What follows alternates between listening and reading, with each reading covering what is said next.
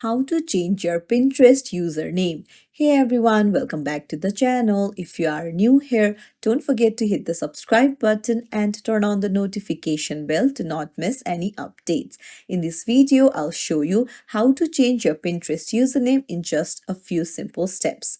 Whether you're rebranding or just want a fresh username, this guide will help you do it quickly. So open up the Pinterest app. Make sure that you're logged in, then go to your profile in the bottom right corner.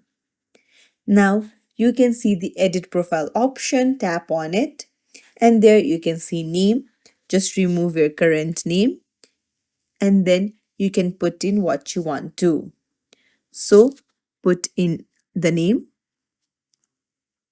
and then scroll down, you can see the username option. You can change that as well. Make sure that your username is unique. And then that's it. Your profile will be updated. So if you found this tutorial helpful, don't forget to like and subscribe to our channel for more tips and tricks. Thank you for watching.